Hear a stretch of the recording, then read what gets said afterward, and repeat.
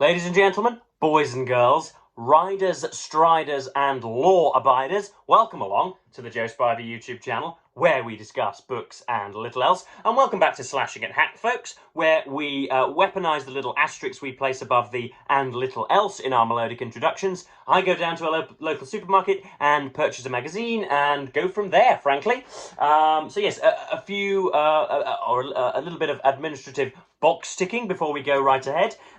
It seems at long last, after months and months of technological innovation, an apparatchik of the Chinese Communist Party, an IT dweeb of Xi Jinping, has finally gained admittance to my Instagram account and has changed the password and has therefore forever locked me out of the damn thing. So, this is a little bit of advice. If you have messaged me on Instagram over the last few days or weeks, or over the last 48 hours, then I'm probably not going to be able to reply to you. I can access it sometimes on my laptop, bizarrely. I can't access it on my mobile phone. So it is either, as I say, an apparatchik of the CCP on behalf of Xi Jinping, or perhaps it's even some political scientist from the year 2045 who can see the heinous and subjugative nature of my dictatorial regimes that will ensue in the future, and they are somehow trying to stymie my influence. Maybe it's that, or maybe it's the former. I'm not really sure. But yes, it's probably going to have to be my email that I drop down now for our wonderful, courteous, and sort of just really very useful and insightful and enjoyable conversations. So yes, I'll probably leave my email down below. If you do see my Instagram and there's a story about a particularly lucrative stock, or indeed if it's an advertisement for medication that will enlarge your phallus, then indeed that is not coming from me. That is, as I say, that is either a Turk in some cabin, cabin, pattering away on a keyboard, or as I say, a CCP executive. But anyway, yeah, so I've got my email down below. Please do message me that way. But yes, I have gone and bought The Prospect this week, and yes, obviously it was the emblematic Trumpian acolyte cap that drew me to it, but you can see there, this is April 2024's edition, and it has the price $8.99 on there. So I went over to the till and was queuing up and was expecting to be asked for my postal address, because of course $8.99, I inferred from that I would be receiving 11 more editions on a monthly basis, because $8.99 surely must comprise the price of an annual subscription rather than just a monthly one. But indeed, £8.99 is now the cost for just one thin little issue with, sort of 12 or 13 articles written by, goodness knows what, a load of limp-wristed lefties, I think is the phrase nowadays, isn't it? So yes, I've highlighted a nice a few bits in here that are really enjoyable, or really that ought to be covered. And so yes, I'm going to dive straight in. First up, we have Kim Darroch, spelt Darroch, Darroch, who is discussing, of course, the sort of prospective difficulties and apparent, few slim, meagre virtues of a prospective Trump presidency in 2024. So we've got a very interesting, again, another very insightful paragraph here, which is not very much covered or dwelt upon in this coverage. So it says, first, Trump is the most divisive politician in America. He attracts extraordinary loyalty. He is less a politician than a cult leader, with followers rather than supporters. Again, this is nothing new. This is just the regurgitation of, some of the ticker tapes of legacy media. That's perfectly fine. But that fanatical base is not enough. Trump also turbocharges the Democrat turnout. Biden secured more votes in his 2020 victory than any candidate in history, beating his opponent in the popular vote by no less than 7 million. In particular, Biden won independents, which are voters not affiliated to either of the two main parties. And while the top line from the recent New Hampshire Republican primary was Trump's 11-point victory over Nikki Haley, the underlying message was that he remains unpopular outside his base. Haley won independents by 58% compared to Trump's 39%. Add to this a Trump campaign largely based on greatest hits and grievances rather than the future, and it's not obvious which new voters he will win over to turn 2020's defeat into victory. And then next up we have a discussion again a sort of ill-fated discussion on Biden's apparent senility. I would love for you to find somebody who is north of 85 and, has the sort of capability for extemporaneous speech, or, is as presidential and statesmanlike and as temperate and as courteous as Joe Biden is. But I would argue that you couldn't find somebody like that. But whenever there is a discussion of his mumblings or his gaffes, there are a compilation of many, so many gaffes, manifold compilations of Biden's gaffes on the internet.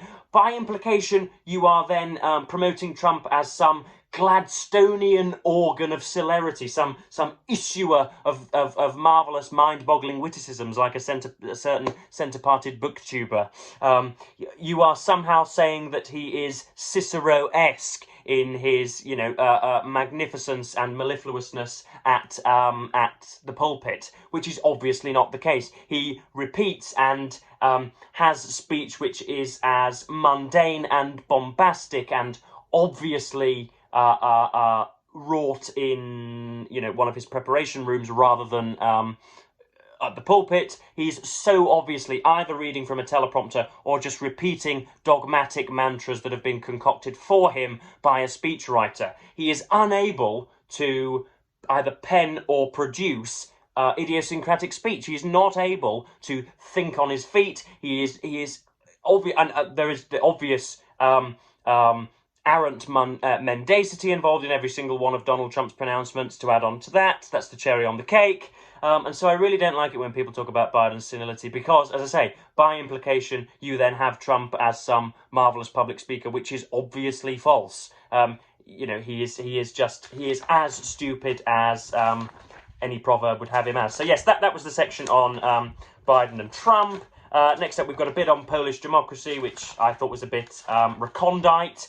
Next up, we have a topic which isn't covered really rather much, which is lasting change, which posits the utility of simply giving the homeless, or at least the sort of what would you say, the oh goodness me, I'm struggling here, aren't I? The sort of the more sociable homeless, not the wispy-bearded vagrant that you see on the corner that resembles Raskolnikov or whatever, shooting heroin into his veins.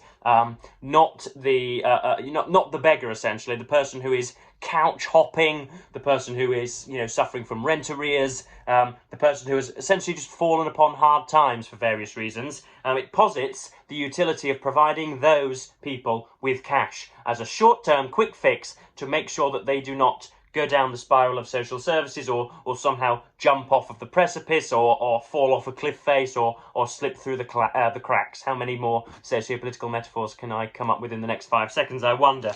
So yes, very, very, very, very good article indeed, written by, what's it called? Yeah, so the subtitle is, "A growing body of research shows that direct money transfers can be transformative." So we've said money transfers and then used the word transformative. That's not very good, but anyway. Direct money transfers can be transformative in the lives of homeless people if only society overcomes its decades-long prejudices.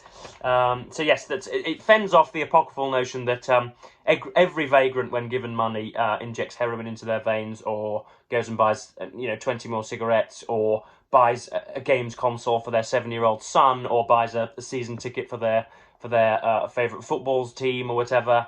So yeah, this is a really, really nice piece written by Shamira Shackle, who is probably sort of chained up in her own right, I would imagine, with a surname like that. So yes, this is just the one paragraph that I thought was most useful in a review. One of the most common requests made to Greater Change, that's the charity discussed, Greater Change, capital G, capital C. One of the most common requests made to Greater Change is for a one-off grant to clear rent arrears. Sometimes the amount needed to clear a missed payment to prevent someone being evicted and moved into temporary accommodation can be as little as £400. It's just a no-brainer to clear it, says Oliver Walsh, the charity's growth manager. In its 2023 impact report, Greater Change calculated that it saved the government £7.4 million in the preceding year.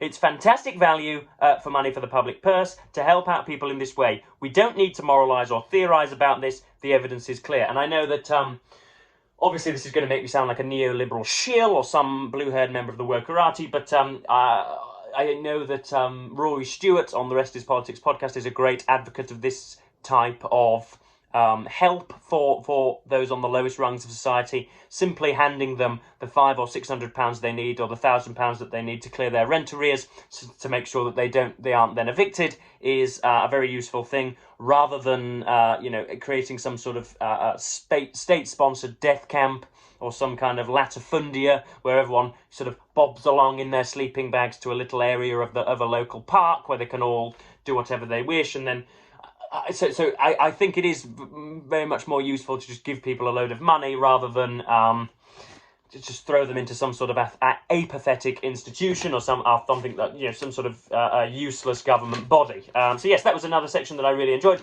The best article by far in here, though, obviously my demographers tell me that a great many of you guys are from the religiosity-based land of America, and so you guys don't know an awful lot about us. You think that we eat crumpets, or just sort of roll around with Samwise Gamgee and sort of trot off to Brie whenever we find a ring in our grandfather's fireplace, but we are indeed a country in our own right. And we have an article here which is called The Red Benches, a house of ill repute. The House of Lords is a very British anachronism, flying in the face of democratic norms and baffling foreign observers. This is what happened when we sent Bill Keller, former editor of the New York Times, to watch it in action. Now, Bill Keller, I mean, this is going to sound rather, almost, it would be weird to say avuncular, given that he's much older and I'm much younger, but it's going to sound really weird if I call him a really good writer, a surprisingly good writer, given that he's been the editor of the New York Times. But he is splendid companion, he's splendid company on the page.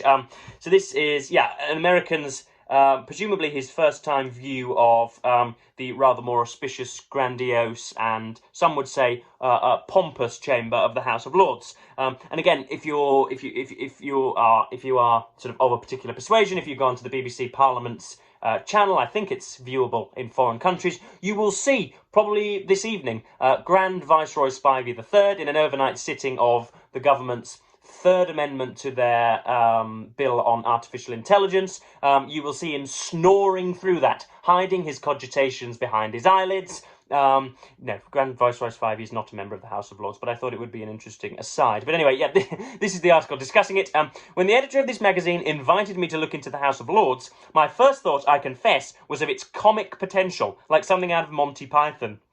It's hard to overlook the absurdity of a parliamentary body in which no one is popularly elected, lifetime sinecures are awarded to the literally entitled, and 26 seats are reserved for bishops of the Church of England, who sit together wearing vestments that resemble penguin costumes. From the press gallery high up in the neo-Gothic arches, you look down on a room that resembles a cross between a cathedral and a bordello. Opulent red leather benches, a gilded throne, allegorical frescoes on the walls, and the Lord Speaker presiding from an immense pillow stuffed with samples from all the wool-producing states of the Commonwealth. Now, you can see from the preponderance of my, or the protuberance of my veins in my neck there, that was one hell of a sentence indeed, which is fine when you're reading it, but when you're dictating it to your acolytes on YouTube, that's rather a difficult task. But yes, really, really nice stuff here. Talks about all sorts. So we've got, we're talking about some of the admissions into the House of Lords. Essentially,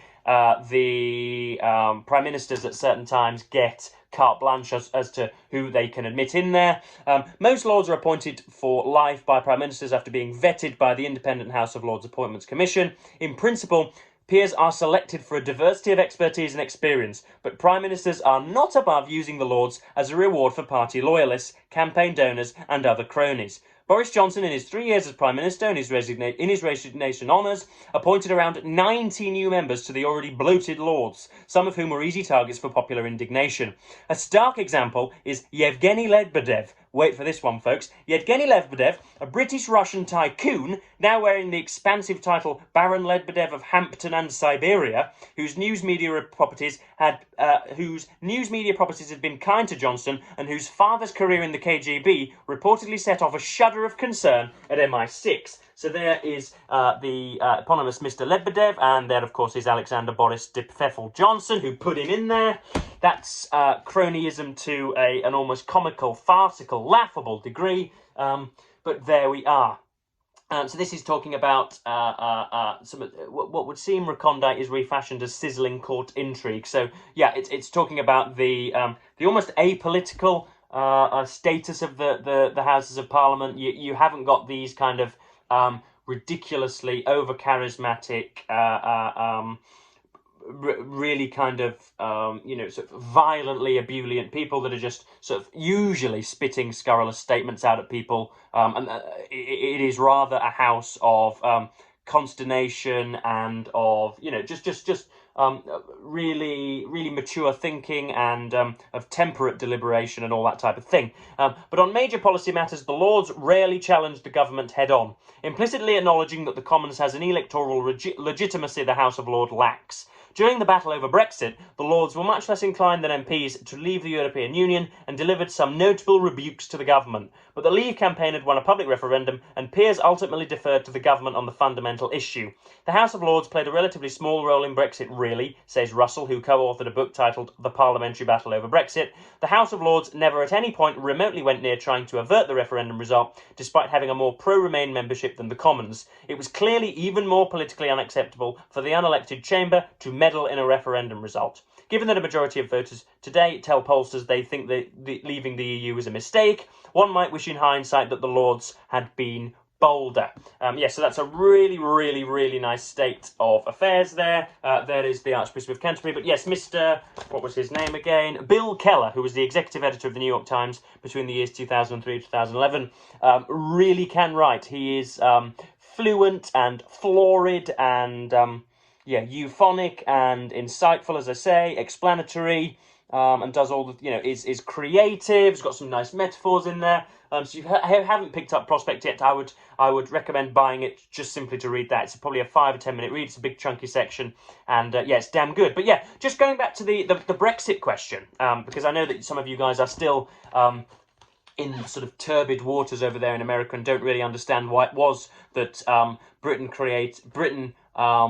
embarked upon, as I think John Bercow said, the greatest foreign policy blunder since the Second World War. Why it was that happened. And I'm not going to go in and explain it again now, because I'll just be chuntering from a sedentary position and howling at thunder, essentially. But there was an interesting debate on Trigonometry's YouTube channel about mass immigration into the UK. You had Konstantin Kissin and Matthew Godwin on one side, and Polly Toynbee and Aaron Bastani on the other. Very good. You had some absolutely useless mediator. I don't know where the hell they dug her up from, but she looked exsanguineous to say the least. Some sort of spectator imbecile that shouldn't be trusted with the use of their own organs, let alone the chairing of a debate. But anyway, so yes, they went into all that, and then there was a show of hands at one point for to test the electoral split of the audience. And they asked who it was that in the room that had voted for Brexit, and about 30 to 40% of the hands went up, which isn't bad for SW1. You will find indeed that most of the liberal elite, or whatever, the literati, the glitterati, the intelligentsia, or the epistemic classes, all voted to leave. So in London you often find a Remain majority, but 40 to 50% of the hands went up. And then the following question was, who of you that just put your hands up would be of the persuasion that Brexit has gone well? One hand went up, presumably some absolutely crazed maniac, some execrable Eurosceptic that had a financial incentive for us leaving. So then they acknowledged, therefore, that it hadn't gone very well. And then the third question was, hands up. Who of you, therefore, regrets voting to leave the European Union? And no hands went up. So here you had 40 or 50% of presumably, if you turn up for a 90-minute debate on mass immigration, a reasonably intelligent audience, or a conscientious audience, or at least those capable of self-overhearing, as Harold Bloom might have said it. So you clearly had a room full of intelligent people, 40% of whom had voted for Brexit, and all of that 40% had then gone on to admit that it hadn't gone very well. But those people hadn't gone through the cogitation or hadn't gone through the thought process that they ought to therefore regret that decision. And I wondered if this is typical of a sort of wider malaise, ladies and gents. Is it to do with the fact that we have inextricably linked our sort of personal viability and our personal sentiment and our entire personality and our self-worth with our political persuasions, so that if our political persuasions are therefore refuted, does that mean that we feel a concomitant defect in ourselves as a result of that? Because surely, if you can acknowledge that our departure from the EU has not gone very well, surely the adjunct of that, or the corollary of that, is regretting having voted for it in the first place. If you were driving a van over a cliff face and somebody were to click their fingers and stop you tumbling down that cliff face, put a microphone in your face and say, "Do you regret driving a little too fast, Clive, over the cliff face? Do you regret doing 70 miles an hour in a built-up area and soaring off the precipice to your doom?"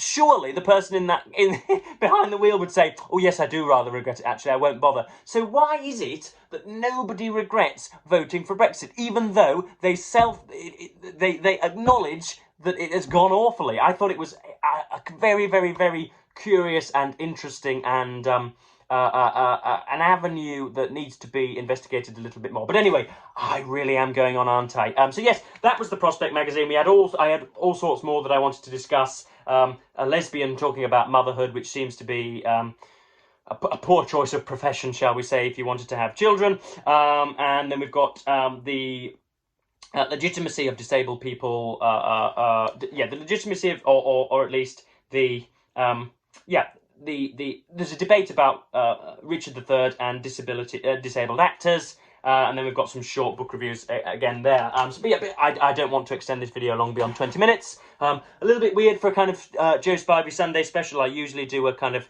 a top 10 this, or a how-to video or something of that description, something perspective and pedagogical, but I haven't done so today, folks. I've just been reading a magazine and have therefore sort of conveyed my thoughts of it to you. So yes, I'm going to thank you ever so much for watching, and probably say goodbye, and also remind you that if you do see any advertisements, as I say, for medication that will extend the length of one's phallus, or if you see Joe Spivey advertising Club 1830 trips to Ibiza or to Benfica or to anywhere else, then that ain't me, folks, and please report it. But yes, I'm going to thank you ever so much for watching BookTube and say goodbye.